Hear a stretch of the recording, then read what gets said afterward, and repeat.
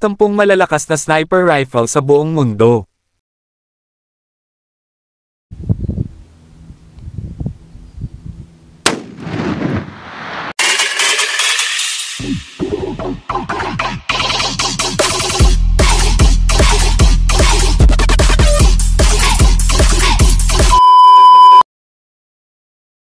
Number 1.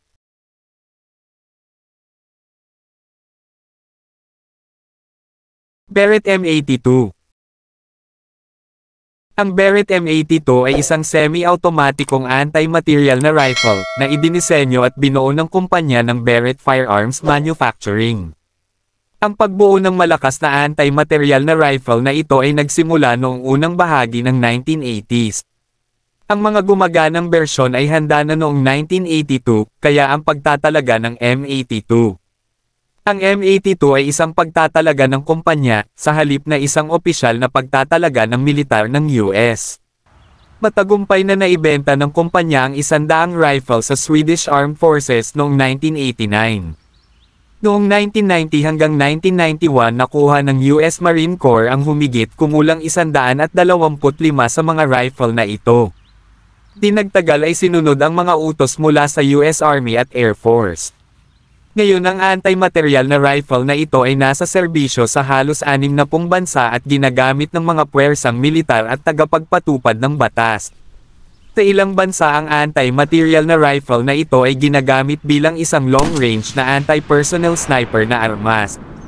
Ang rifle na ito ay idinisenyo upang sirain ang mga sensitibong kagamitan ng kaaway, tulad ng nakapark na sasakyang panghimpapawid, radar unit, truck at iba't iba pang mahahalagang asset sa mahabang hanay.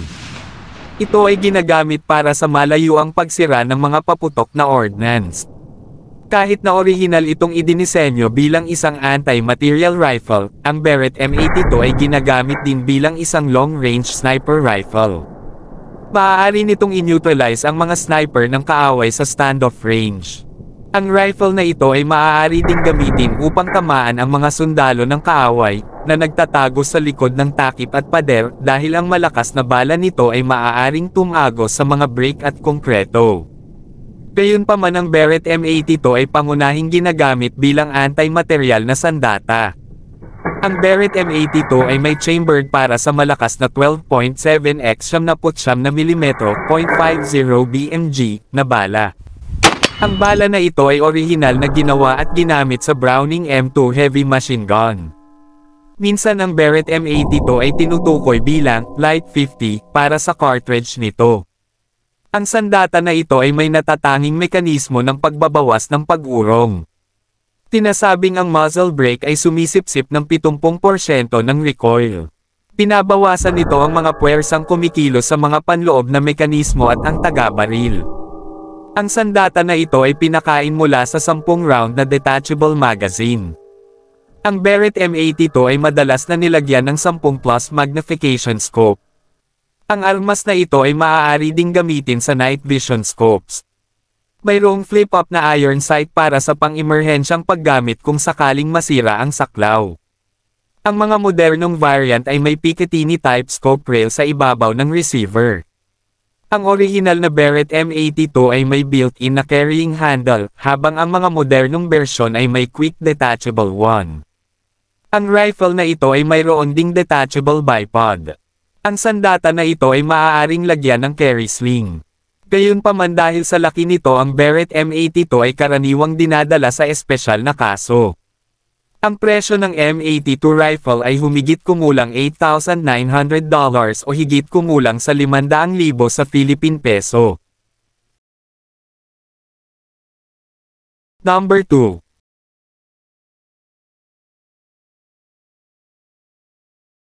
Steyr SSG-69. Ang Steyr Scharfschützengewehr 69 o SSG-69 na ay isang Austrian sniper rifle. Sa panlabas, ito ay kahawig ng isang rifle ng pangangaso, gayunpaman ito ay espesyal na idinisenyo bilang isang sandata para sa militar at mga puwersang nagpapatupad ng batas. Mula noong kalagitnaan ng 1960s ang Austrian Army ay naghahanap ng isang advanced na sniper rifle upang magbigay ng sarili nitong mga sniper.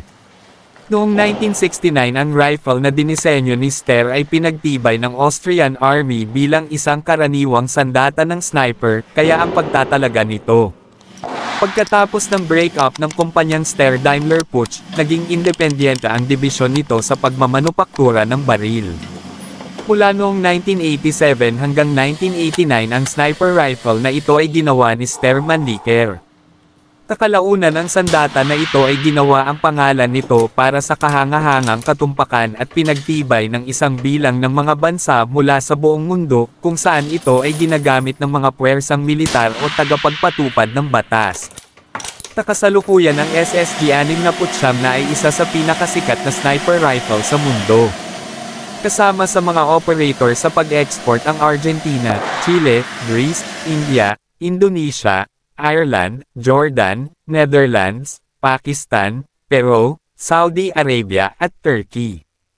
Ang sniper rifle na ito ay ginagamit pa ng isang US BORTAC Border Patrol Unit. Ang sandata na ito ay nakakita ng aksyon sa panahon ng maraming digmaan at mga salungatan sa militar.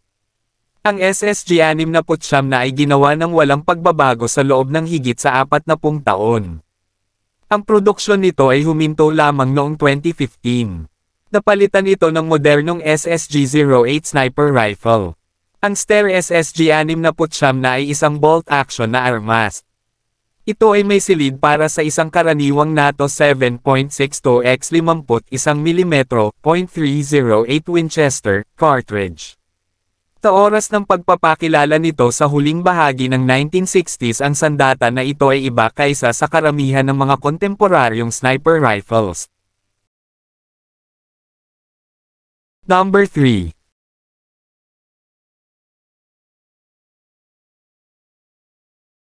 Accuracy International Arctic Warfare Magnum. Ang Arctic Warfare Magnum, AWM, ay isang British sniper rifle. Ito ay produkto ng Accuracy International na kumpanya. Ito ay isang mas malakas na bersyon ng Arctic Warfare Sniper Rifle, na idinisenyo upang gumamit ng mas malaki at mas malakas na Magnum type na mga cartridge. Ang salitang Magnum sa pagtatalaga ay tumutukoy sa Magnum chambering. Mayroong dalawang pangunahing bersyon ng armas na ito na naka-chamber para sa .300 Winchester Magnum at .338 Lapua Magnum ammunition. Ang sandata na ito ay pinagtibay noong 1996. Ang bersyon na naka-chamber para sa .300 Winchester Magnum ay nasa serbisyo sa Czech Republic, Germany, lokal na itinalaga bilang G22, at ilang iba pang mga bansa. Ang isa pang bersyon, na naka-chamber para sa .338 Lapua Magnum ay pinagtibay ng hindi bababa sa 14 na bansa, kabilang ang Ireland, Israel, Italy, Malaysia, Netherlands, Norway, South Korea, at United Kingdom. Ang sniper rifle na ito ay nakakita ng aksyon noong mga digmaan sa Iraq at Afghanistan. Ito ay isang bolt-action sniper rifle. Sa pangkalahatan, ang Arctic Warfare Magnum ay katulad ng orihinal na Arctic Warfare Sniper Rifle, ngunit may mas mahabang bolt upang mapaunlakan ang mas malaki at mas malakas na uri ng bala ng Magnum. Ang sandata na ito ay may hindi kinakalawang na asero na 660 mm, 26 na bar aisles. Ito ay pinapakain mula sa nababakas na 5-round capacity na mga magazine. Ang .300 Winchester Magnum 7.62 x 67 mm cartridge ay orihinal na idinisenyo bilang isang bala sa pangangaso. Mayroon itong mas flat na trajectory at makabuluhang tumaas ang muzzle velocity, wind resistance at supersonic range kaysa sa karaniwang NATO .308 Winchester 7.62 x 51 mm cartridge. Bilang isang resulta ito ay may makabuluhang mas mahabang epektibong saklaw. Ang Arctic Warfare Magnum Rifle na naka-chamber para sa bala na ito ay may epektibong hanay na 100 metro. Ang isa pang bersyon, na naka-chamber para sa .338 Lapua Magnum, ay mas malakas. Espesyal na idinisenyo ang cartridge na ito para sa mga military sniper bilang long-range sniping ammunition. Ang epektibong hanay nito ay maihahambing sa .50 BMG, 12.7x 79 na milimetro, na cartridge, kahit na ang .338 Lapua Magnum ay nagkakaroon ng mas kaunting kinetic energy at penetration. Ang Arctic Warfare Magnum Rifle, na naka-chamber para sa mga bala na ito, ay may epektibong saklaw na 1,500 hanggang 1,700 metro.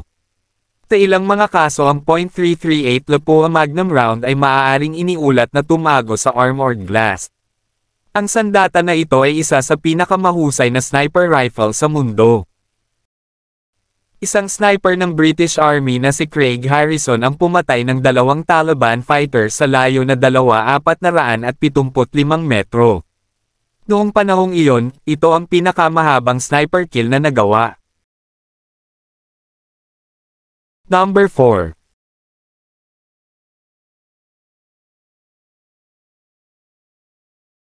Barrett M95. Ang Barrett M95 ay isang mano-manong bolt-action na anti-material at sniper rifle na idinisenyo ng kumpanya ng Barrett Firearms Manufacturing. Ito ay isang pinahusay na bersyon ng produksyon ng Barrett M90.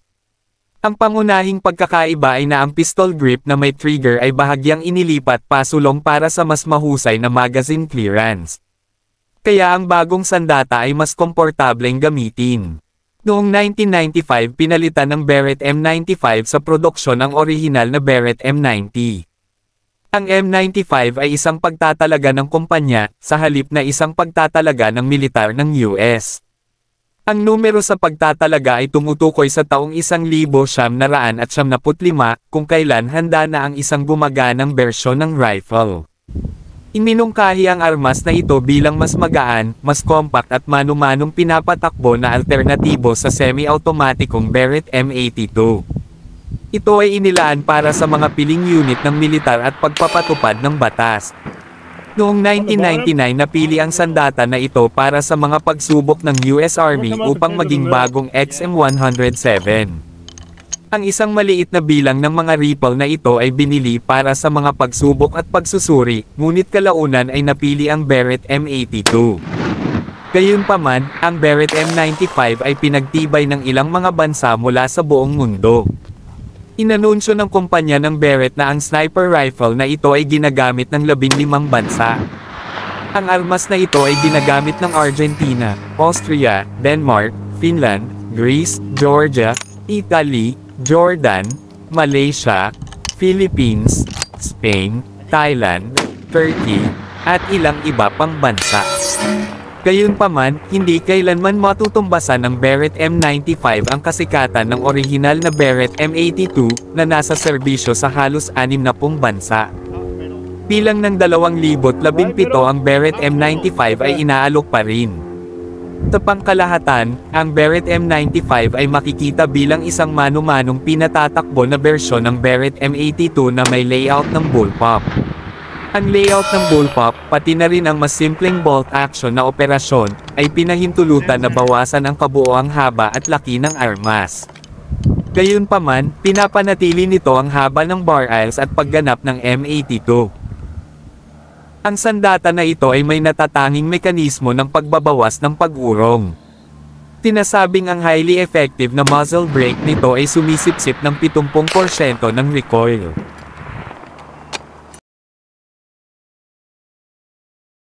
Number 5.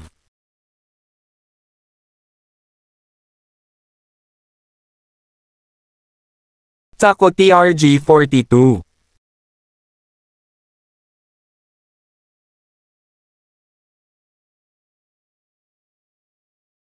Ang Sako TRG-42 ay isang Finnish na long-range sniper rifle. Ito ay isa sa mga pinakamahusay na sniper rifle sa mundo. Ito ay isang pinahusay na bersyon ng produksyon ng nakaraang Sako TRG-41. Ang mga pagpapabuti ng TRG-42 sa nakaraang TRG-41 ay may kasamang bagong disenyo ng stock.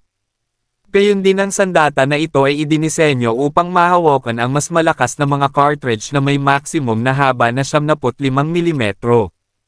Noong 1999 pinalitan ng Sako TGR-42 sa produksyon ang nakaraang TRG-41. Ang sniper rifle na ito ay nasa serbisyo sa hindi bababa sa 14 na bansa mula sa buong mundo, kabilang ang Finnish Defense Forces. Pangunahing ginagamit ito ng mga unit ng hukbo at mga espesyal na puwersa. Mayroon ding ilang mga gumagamit ng pagpapatupad ng batas. Ang Sako TRG series rifles ay madaling makilala sa pamamagitan ng kanilang halos patayong pistol grip. Ang sniper rifle na ito ay may kasamang itim o berdeng stock. Ang stock ay ganap na nababagay. Mayroong isang bersyon ng armas na ito na may isang natitiklop na stock. Ang sniper rifle na ito ay may kasamang Picatinny type scope rail. Maaaring gamitin ang iba't ibang saklaw o night sight. Walang mga backup na pasyala na bakal para sa emergency na paggamit. Ang isang nababakas na muzzle brake ay iminungkahi bilang isang opsyon. Ang sniper rifle na ito ay maaaring mag-mount ng sound suppressor. Ang Sako TRG-42 ay isang mano-manong pinatatakbo, bolt-action na armas. Ang sniper rifle na ito ay available na may chambered para sa .300 Winchester Magnum, 7.62 x 67mm, at .338 Lapua Magnum, 8.6 x 70mm, cartridge. Ang parehong bersyon ay may kasamang 670mm, 27 barrels. Ang performance ng rifle na ito ay maihahambing sa British Accuracy International Arctic Warfare Magnum at Swiss Brugger at Thomet APR 308 at APR 338. Gumagawa din ang kumpanya ng Sako ng hindi gaanong malakas na TRG-22 sniper rifle, na may chamber para sa .308 Winchester cartridge, na isang karaniwang round ng NATO. Ang bersyon na may chambered para sa .300 Winchester Magnum cartridge ay may epektibong saklaw na 100 metro. Ang isa pang bersyon, na naka-chamber para sa .338 Lapua Magnum cartridge, ay may epektibong hanay na 500 metro. Ang pagtatalaga ng Finnish Defense Forces ng sniper rifle na ito ay 8.60 KIV 2000. Sako TRG-42. Number 6.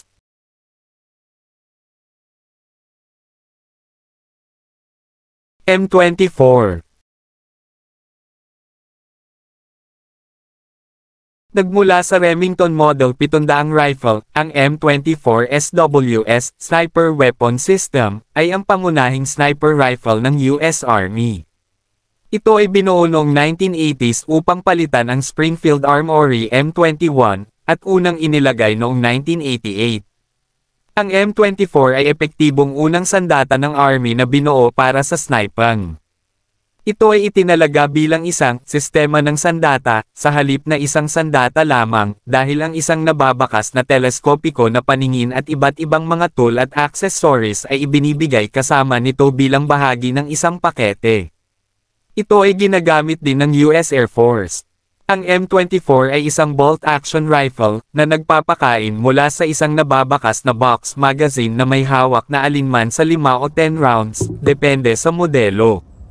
Natap ito para sa Leupold Ultra M3A 10x42 mm fixed power, o Leupold MiG-4 na LAR TM3 10x40 mm fixed power scope.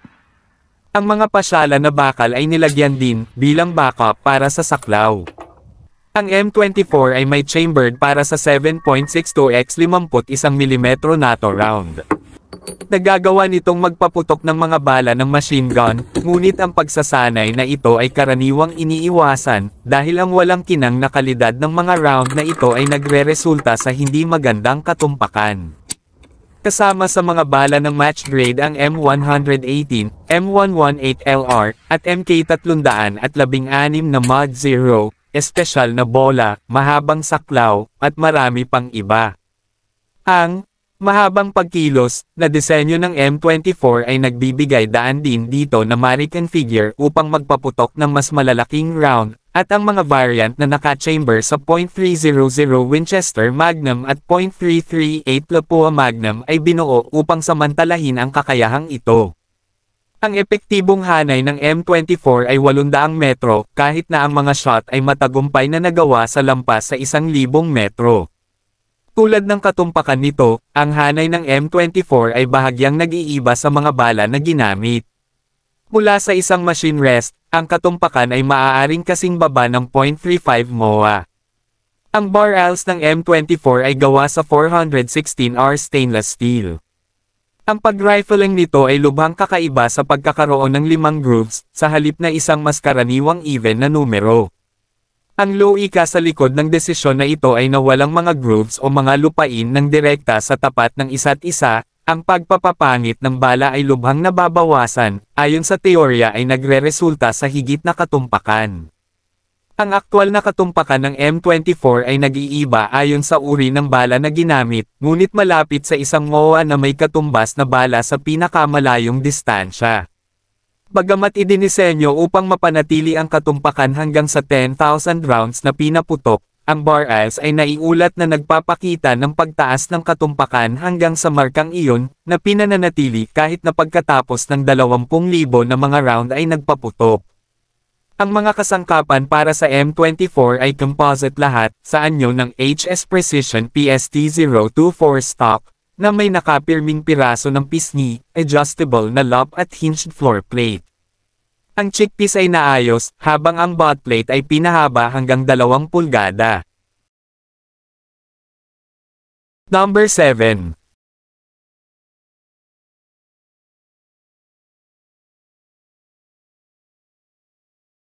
Blazer R93 Tactical.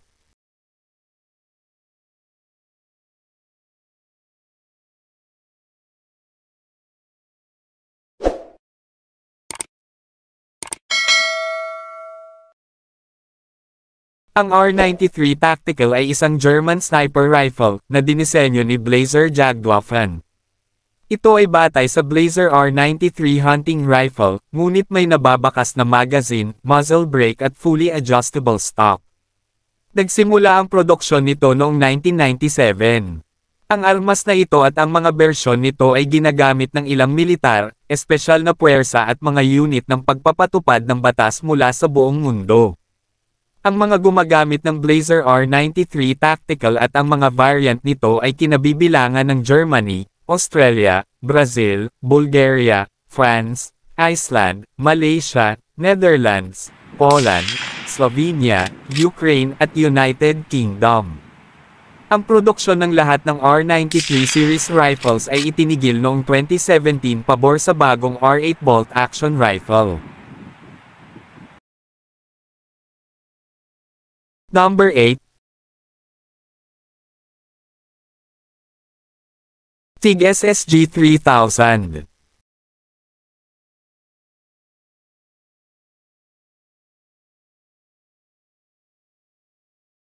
Ang SIG Sharpshot Enjoyer 3000, o SSG 3000, ay isang sniper rifle. Kahit na mukhang hunting rifle, ito ay isang combat-oriented weapon. Ang sniper rifle na ito ay espesyal na idinisenyo para sa mga puwersang nagpapatupad ng batas at paggamit ng militar. Ang paggawa ng sniper rifle na ito ay isinagawa sa Alemanya. Ang SSG 3000 ay malawakang ginagamit ng mga puwersang nagpapatupad ng batas sa Europa at Estados Unidos. Ginagamit din ito ng maraming gumagamit ng militar at mga unit ng espesyal na puwersa mula sa buong mundo. Ang SSG 3000 sniper rifle ay hindi na ginawa. Ang SSG 3000 ay isang bolt-action na armas, na naka-chamber para sa karaniwang NATO 7.62x 51mm, .308 Winchester, ammunition. Ang sniper rifle na ito ay may 457mm, 18 o 597mm, 23.5, na barrels. Nagbago ang hitsura ng SSG 3000 sa buong produksyon nito dahil sa isang bagong stock. Ang hugis ng stock ay magkatulad, kahit na ang na-update na modelo ay may ilang maliit na pagkakaiba. Ang sniper rifle na ito ay idinisenyo upang mapaglabanan ang mahirap na paggamit. Ginawa ng sandata na ito ang pangalan nito para sa mataas na kalidad nito, ang tibay ng isang mahusay na katumpakan. Ang sniper rifle na ito ay pinapakain mula sa nababakas na 5-round capacity na magazine. Ang magazine ay may mga bukas na nagbibigay daan upang makita kung gaano karaming mga round ang na-load. Ang stock ng SSG 3000 ay gawa sa polymer at hindi katulad ng mga kahoy na stock ay hindi nag-aalerto sa hugis sa pagbabago ng mga kondisyon ng panahon. Ang stock ay may rubber butt pad at spacer system na nagbibigay daan para sa pagsasaayos ng haba ng pole sa pamamagitan ng pagdaragdag o pag-alis ng mga spacer. Mayroon ding adjustable cheekpiece. Ang mas lumang modelo ng SSG 3000 ay may stock na may mga butas sa ventilasyon, kahit na ang mga ito ay tinanggal sa na-update na modelo. Ang pistol grip ng SSG 3000 ay maganda ang contoured at akma sa kamay. Ang SSG 3000 ay idinisenyo bilang isang modular na sandata. Ang barrels nito ay madaling mapalitan sa loob ng ilang minuto. Sa SIG conversion kit, ang sniper rifle na ito ay maaaring ma-convert sa loob ng ilang minuto sa .260 Remington cartridge. Ang .260 Remington ay batay sa .308 Winchester cartridge, ngunit na-load sa mas mataas na presyon. Number 9.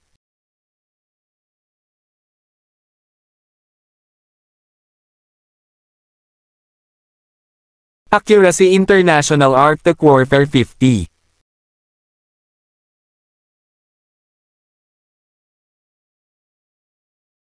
Ang Arctic Warfare 50 rifle ay may libreng floating steel barrel.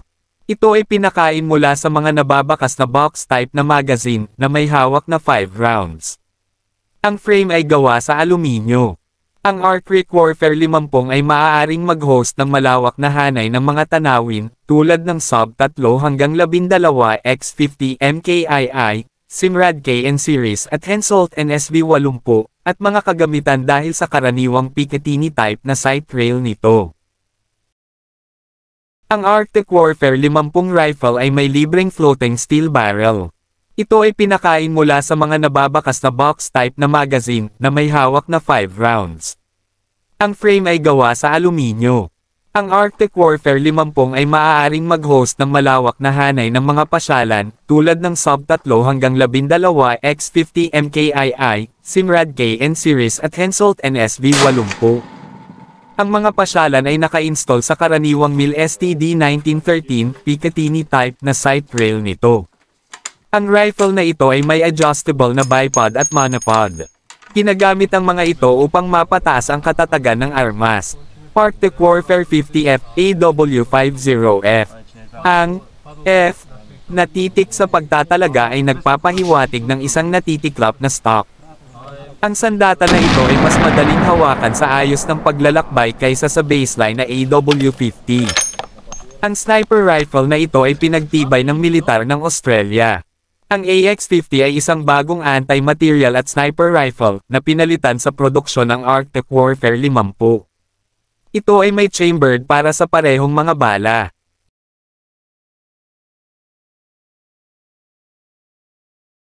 Number 10.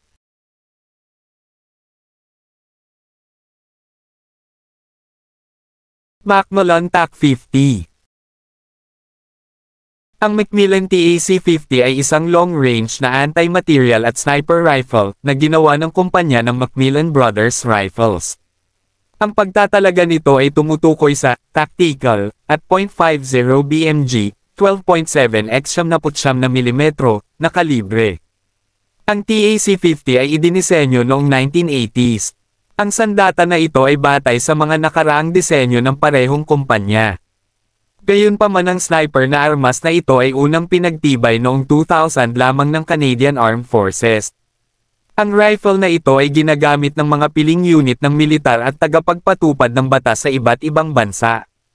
Ang Macmillan TAC-50 ay ginagamit sa Canada, France, Georgia, Israel, Jordan, Philippines, South Africa, Turkey at United States.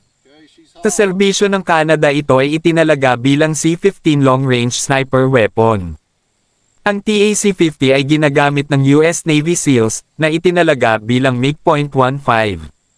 Ang Macmillan TAC-50 ay maaaring gamitin bilang isang long-range na anti-material na armas. Maaaring sirain ng rifle na ito ang mga sensitibong kagamitan ng kaaway, tulad ng nakapark na sasakyang panghimpapawid, radar unit, truck at iba't iba pang mahahalagang asset sa mahabang hanay. Maaari din itong gamitin para sa malayuang pagsira ng mga paputok na ordnance. Ang TAC-50 ay maaari ding gamitin bilang isang long-range sniper rifle. Maaari nitong i-neutralize ang mga sniper ng kaaway sa standoff range. Ang rifle ay maaari ding gamitin upang tamaan ang mga sundalo ng kaaway na nagtatago sa likod ng takip at dingding dahil ang malakas na bala nito ay maaaring tumagos sa mga brick at konkreto. Dinagtagal pagkatapos ng pagpapakilala nito ang Macmillan TAC-50 ay nagtakda ng dalawang record. Noong 2002 ang Canadian sniper na si Aaron Perry ay gumawa ng record na pagpatay sa Afghanistan mula sa 2,310 metro gamit ang kanyang TAC-50 rifle. Tinira niya ang 34 na taong gulang na record para sa pinakamahabang sniper kill sa labanan, na itinakda ni Carlos Hathcock noong 1968 sa panahon ng Vietnam War. Nalampasan ang record ni Perry makalipas ang ilang araw. Noong 2002 isa pang Canadian sniper na si Rob Furlong ang gumawa ng isang pagpatay sa Afghanistan mula sa 2,429 metro gamit ang Macmillan TAC-50. Noong 2009, isa pang record na 2,479 metro ang naitala ng isang British sniper na si Craig Harrison sa Afghanistan gamit ang L115A3 sniper rifle. Gayunpaman noong 2017 muli itong nawasak ng isang Canadian sniper na armado ng Macmillan TAC-50. Kasalukuyan ang pinakamahabang naitalang sniper kill sa kasaysayan ay ginawa gamit ang Macmillan TAC-50 rifle mula sa 3,540 metro sa Iraq. Ang pagbaril ay ginawa ng isang hindi pinangalanang Canadian sniper. Ang pagpatay ay napatunayan ng isang video camera at iba pang data. Ang Macmillan TAC-50 ay isang manual-operated bolt-action rifle. Ang sandata na ito ay may kasamang heavy match-grade barrel at nilagyan ng mabisang muzzle brake na nagpapababa ng recoil. Ang rifle ay pinakain mula sa mga nababakas na box magazine na may hawak na 5 rounds. Ang stock ng sandata na ito ay gawa sa fiberglass. Ang stock ay adjustable para sa haba. Para sa imbakan, ang stock ay tinanggal. Ang TAC-50 ay may kasamang bipod at idinisenyo upang magamit mula sa isang bipod lamang.